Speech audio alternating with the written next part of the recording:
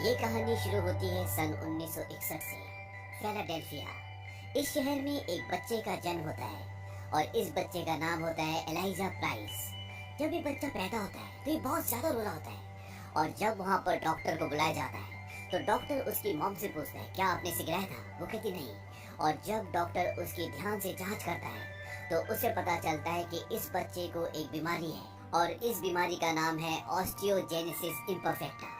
इस बीमारी में इंसान की हड्डियां बहुत कमजोर होती हैं, वो जरा से गिरने से भी टूट जाती हैं और इसीलिए एलिजा प्राइस का बचपन बिल्कुल भी आम बच्चों की तरह नहीं बीता। वो ज्यादातर हॉस्पिटल में रहता क्योंकि उसकी हड्डियां बार बार टूट जाती। धीरे धीरे वक्त बीतता है और एलिजा अब 13 साल का हो चुका है और हमेशा उसकी हड्डियां टूटी रहती हैं, इसीलिए वो घर से बाहर नहीं जाना चाहता। उसकी मॉम उसे कहती कि मैं तुम्हारे लिए एक तोहफा लेकर आई हूँ और उसकी मॉम उसे खिड़की के पास ले जाती है और सामने बेंच पर एक बॉक्स दिखाती है। वो कहती है वो है तुम्हारा तोहफा। वो कहता है उससे कोई बच्चा ले लेगा क्योंकि वहाँ पर बहुत सारे बच्चे खेल रहे होते हैं। उसकी मॉम कहती है फिर तो तुम्हें बाहर जाकर उस तोहफे को लेना चाहिए। और अब वो बाहर जाता है और उस बेंच पे बैठता है और जब वो उसे खोलता है तो उसके अंदर एक सुपर हीरो की कॉमिक्स होती है और अब वो इन कॉमिक्स को पढ़ना शुरू करता है और धीरे धीरे वक्त बीतता है और जब वो बड़ा होता है तो वो एक कॉमिक्स का डीलर बन जाता है। अब बचपन से इन सुपर हीरोज की कहानी पढ़ते पढ़ते उसके दिमाग में एक थियरी डेवलप हो जाती है। वो सोचता है कि अगर ईश्वर ने मुझे इतना कमजोर बनाया है तो जरूर इस दुनिया में ऐसा भी कोई इंसान होगा जो मुझसे बिल्कुल ऑपोजिट होगा, यानी कि बहुत स्ट्रांग होगा। वही दूसरी तरफ ये दिखाया जाता है कि एक आदमी जिसका नाम डेविड डन होता है जो एक सिक्योरिटी गार्ड की नौकरी करता है, लेकिन वो न्यूयॉर्क सिटी से एक जॉब का इंटरव्यू देकर ट्रेन से घर वापस आ रहा होता है। तभी उस ट्रेन का एक बहुत बड़ा एक्सीडेंट हो जाता है और इस एक्सीडेंट में लगभग सभी लोग मर जाते हैं। यहाँ पर सिर्फ दो लोग बचते हैं, एक डेविड डन और एक दूसरा। लेकिन डेविड डन को इस पूरे एक्सीडेंट में एक खरोच भी नहीं आती और जो दूसरा इंसान बचता है उसकी लगभग सारी हड्डियां टूट चुकी होती हैं और डॉक्टर कहता है कि उसका बचना लगभग नामुमकिन है। यहाँ पर डेविड डन को देखकर सब हैरान होते हैं कि इतना बड़ा एक्सीडेंट हुआ और उसे एक खरोच भी नहीं आई और ये न्यूज मीडिया में सभी चैनल्स पर भी आती है।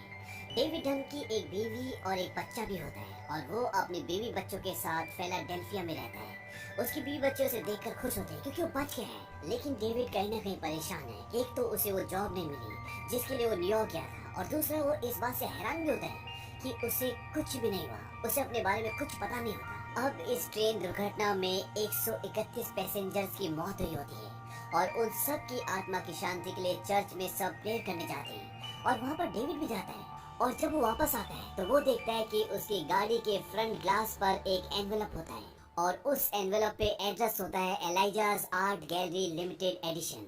और जब वो उस एनवेलप को खोलता है तो उसके अंदर एक कार्ड होता है जिसमें लिखा होता है how many days of your life have you been sick, यानी कि तुम अपनी जिंदगी में कितने दिन बीमार हुए हो। वो चारों तरफ देखता है लेकिन वहाँ पर कोई भी नहीं होता। इसके बाद डेविड वहाँ से उस जगह जाता है जहाँ पर वो सिक्योरिटी गार्ड की जॉब करता है और वहाँ पर वो एक लेडी से पूछता है कि मैंने आज तक बीमारी की कितनी छुट्टियाँ ली है, लेकिन वो कहती है जो तुम्हें बताएगा वो भी आया नहीं है। और जब अगले दिन वो आदमी आता है तो वो डेविड को बोलता है कि मैं तुम्हारी सैलरी $40 और बढ़ा रहा हूँ।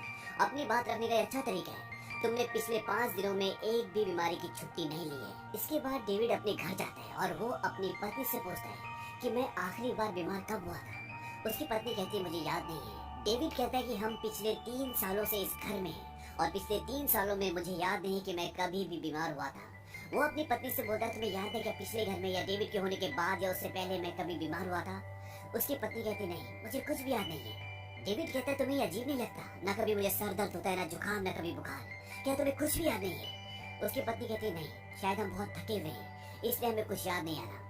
दरअसल उसकी पत्नी के पास भी उसकी बात का कोई जवाब नहीं होता। अब डेविड अगले दिन अपने बेटे के साथ उस आर्ट गैलरी में जाता है जिसका एड्रेस उसे अपनी गाड़ी के शीशे पर मिला था और ये आर्ट गैलरी एलाइजा की होती है।